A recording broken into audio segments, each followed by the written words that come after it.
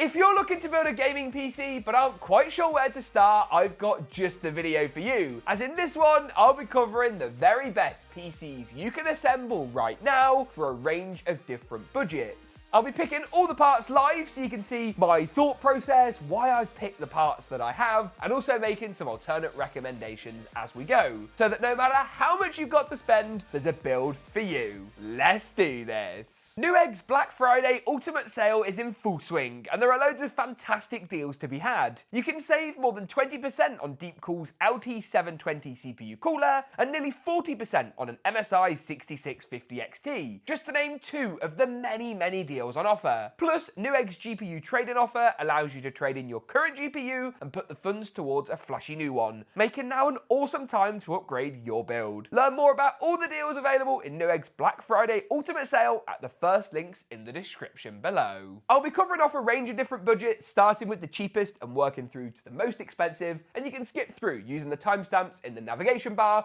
to your desired price point. Now, other than the pre-roll that you just watched, this video isn't sponsored by Newegg, but I will be using their site to get an idea of pricing. You can of course use other sites like PC Part Picker, Amazon, or if you're over in the UK, sites like Overclockers or Scan. And do be sure to shop around to get even more money off the builds that I'll be putting together today. Now let's start off, shall we, with the sub $1,000 build. I want to get something in for under $1,000 with a good CPU, a good GPU that's great for 1080p gaming. Now the first place I'd always recommend starting is with the CPU and GPU combo. Typically this should represent about 50% of the build budget, and of course we want to spend more on the GPU if possible. So let's have a look, shall we, at CPUs for this build. Now to me there's a few different options that spring to mind. Either we could have the Ryzen 7600, which is of course AMD's latest mid-range offering. The 7600X comes in currently at $219 with another $10 off, so that's actually $209, while the 7600 comes in at $199. So there's only $10 in it. I'd personally go for the higher end version for that $220 price point, but we might be able to consider some Intel options to push things even further. So let's take a look at the i5 lineup. With the i5 side of things, there are perhaps a few more CPUs to consider. Looking at the 13600K, this is well out of budget at $290, but the 12600K coming in at just $159 is very appealing. The 7600X might be slightly more up to date, but the 12600KF is going to be a far better deal at $159. In fact, the 12600KF at $159 is a pretty extraordinary deal, so I'm going to pop that straight in the basket. That gives me about $350 left for the GPU, using the 50% rule. This is just a starting point. We can go back and change this later. So let's have a look, shall we, at graphics options. Thinking about it, what can $350 buy us? I'm thinking something along the lines of the RX 6700. Now, mid-range GPUs are kind of complicated. The new 7600 from AMD is good, but lacks enough VRAM. Meanwhile, the 4060 and 4060 Ti haven't exactly been popular or a good choice because of the VRAM limitations. Taking a look at things here, we can get ourselves a 6700 non-XT, just a bog standard design for $269. That's a really good deal. 6700 XT pushes things further, and that's going to come in at $299. The only other thing to consider, I suppose, would be a 6750 XT. So let's just see if that's potentially in the budget. About $350 or so to spend. 6750 XT, MSI card for $360, but you get another $30 off, so it's $330, or you can get an XFX one for $329. The XFX one isn't actually on deal. This is just apparently the going rate, but it's the lowest price it's been in 30 days, so let's add that to the cart as well. Now at this stage, what we can do is take a look at the parts we've got, particularly the CPU, and build up some of the other components quite easily. The motherboard is going to be the first one. We've got a 12600KF, so we need a B660, B760, or a higher end Z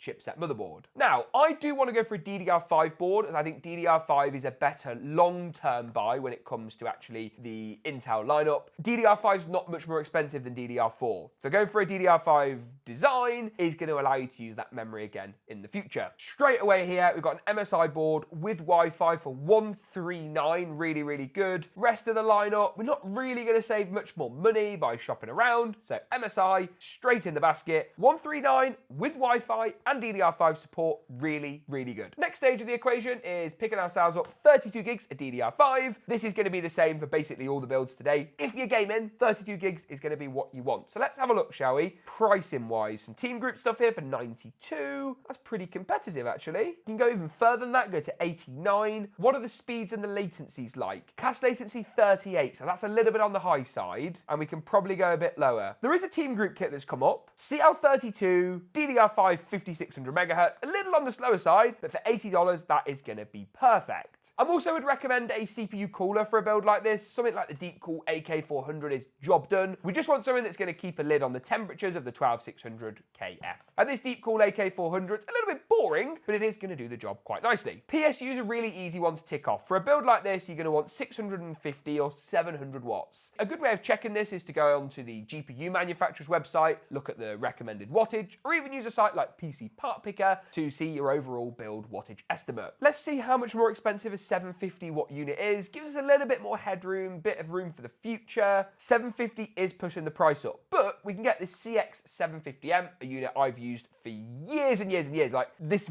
model has been out probably 10 years, but obviously Corsair have updated it over time, and that comes in at a good price of $75. SSD, this is again really easy. We want a 1TB NVMe, and we want it to be PCIe Gen 4. Gen 4 gives you more speed than Gen 3, and of course means we're good for the future. So taking a look at the options, we probably want to filter based on the form factor. So PCIe Express Generation 4, tick both of those boxes, and then I'm going to be honest, sort by lowest price and order by 1TB to 2TB. For a build like this, that's really all we're probably going to be able to afford. You can see just how cheap some of these drives have got. A lot of these brands I haven't necessarily heard of. MSI Spatium I have used before, been pretty impressed with that. Let's have a bit more of a look at this MSI drive and see what kind of speeds that's going to offer us. So, according to this, we can get a sequential read of up to 5 gig, sequential write of 4.2. That's actually not too bad. Now, case-wise, what do we want to go for? Few different options, few different brands that I would gravitate towards, but I think it's going to be pretty predictable if you've watched this channel before. Montech is the first place I'm going to look because they just tend to do budget cases really quite well. So the Montech Sky 2, not really a fan of that. The Montech Air 903 Max at $68 though is incredible. You can get the X3 mesh, but trust me when I say the 903 is a better case. You can get it without the RGB fans for $9 less, but to be honest with you, $68 for this chassis, absolute no-brainer. Not even going to look anywhere else, because frankly, Montech, you've smashed it at that price point. Looking at it, we're at $937.40. We're well in budget, but I think we can probably go a little bit further, especially for those of you who've got that $1,000 to spend. And I'm going to be really honest, there's one thing I'd do. Graphics card, delete. Let's see what we can get for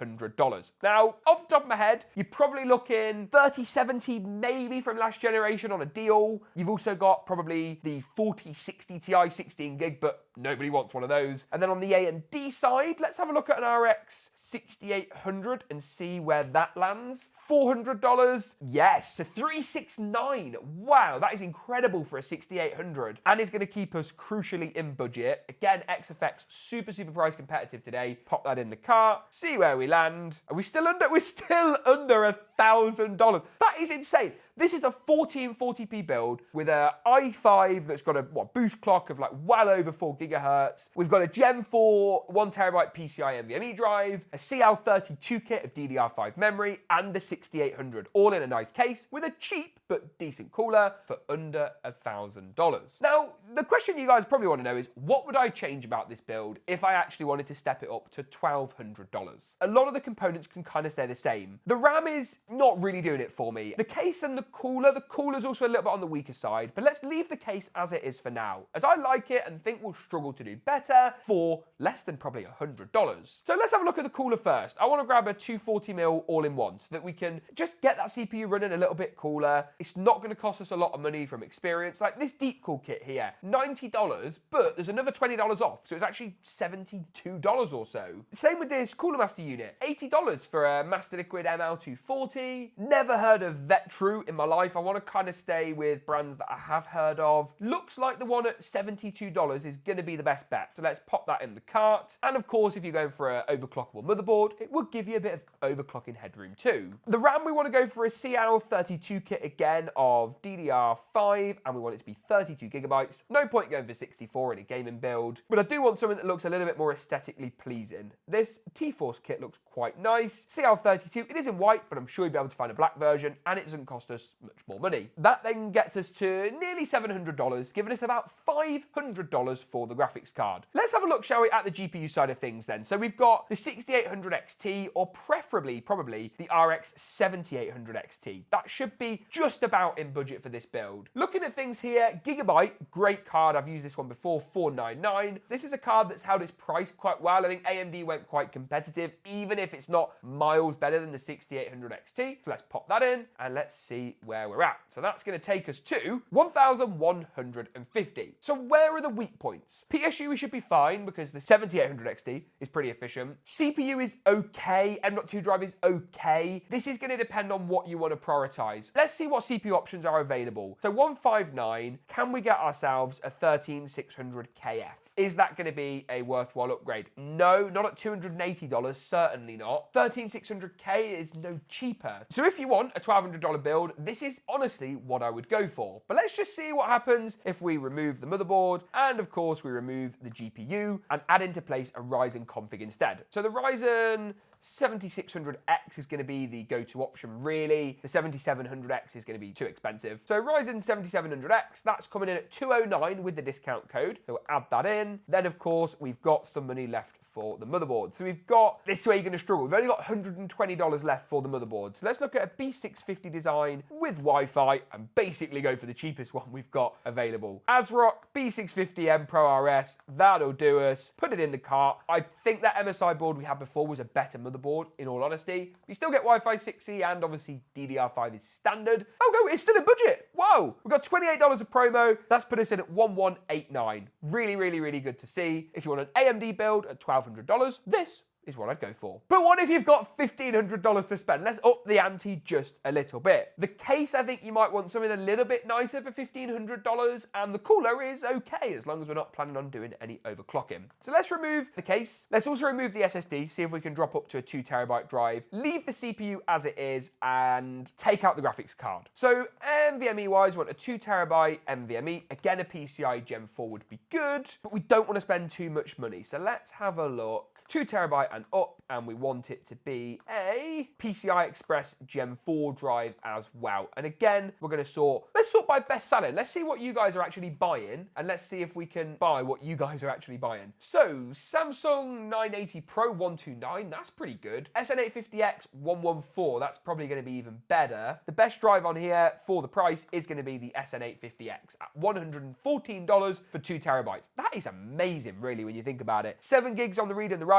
It is rapid. So PC cases, let's see what we've got. So Corsair have got their new 3000D at $104. That's got decent reviews. I think the thing I'm struggling here is whether I can recommend spending significantly more than what that Montech chassis costs, because it's such a good case. The Corsair design, the 3000D, is really no better. Height Y40 is kind of nice. $120 is a contender. Just kind of think off the top of my head if there's any really great chassis that would do us better at this price point. NZXT H5 Elite is a really nice case. And in black, at $114 plus another $5 off, so it's $110, under $110, I think that's going to be our best bet. You get all the RGB fans, you get the glass. The airflow's not as good as on that Montech Air chassis, kind of in the name, but it's going to work for what we want. Otherwise, we've got a bit of money then to spend on the graphics card. So on the AMD side, the 7800 XT again obviously shows its face here, but I want to see if we can get a little bit further. 7900 XT is probably going to be too expensive. That's going to jump from $500 to $750. It's not going to work for the $1,500 build. While on the Nvidia side of things, you've probably got the RTX 4070, but that's coming at like over $500. So I have to say, I think the 7800 XT is going to win out once again. And I can't really bring myself to put in anything other than the Gigabyte card, because it's a great card. Used it loads of times, really like it. So that lands us with our $1,500 budget at $1,328. Where are the weak points? Again, the memory's fine, the cooler's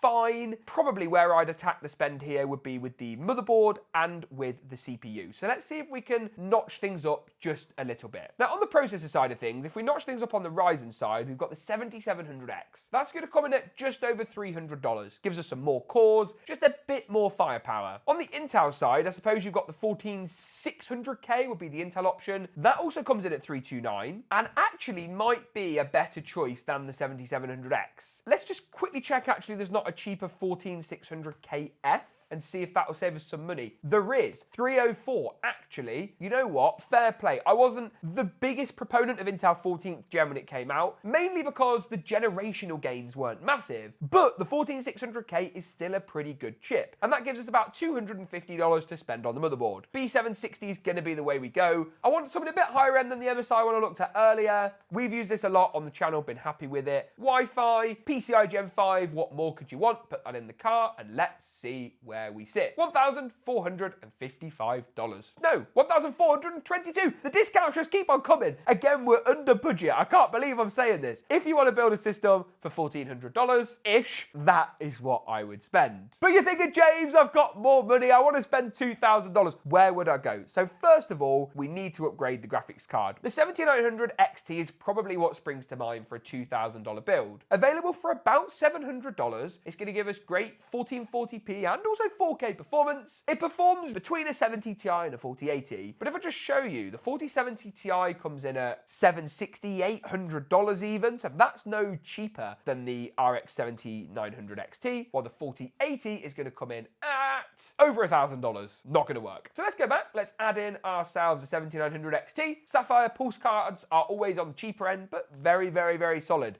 $400 left to upgrade the build. Motherboard is on the lower end, and I also think the CPU could be upgraded. I think at this price point, there are better options to go for, and I know just the one. As far as gaming goes, 7800X 3D from AMD is virtually unbeatable, and at $369, the 7800X 3D is the cheapest it's ever been. Really, really fantastic deal. We could also, of course, go for a high-end B650 motherboard, which is going to cost us less than what it would cost on the Intel side of things, and we get overclocking. Now, let's just have a quick look. ASRock have got one for $180. Don't necessarily need to go for the cheapest motherboard. We can push the boat out a little bit. Let's search for the best-selling B650E motherboard and see what lands. Okay, wow, ASRock are selling a lot of motherboards, apparently. So, on the lower end, the ASRock Riptide would be fine. That would work. But I just don't know if we can go a little bit further. Let's have a look at what the VRM power phases are like on this board, and then I'll make my mind up. So for 180, we're going to get 17 phases. The B650F Strix is going to give us only 14 phases. Now, normally I'd lean towards the Asus board, but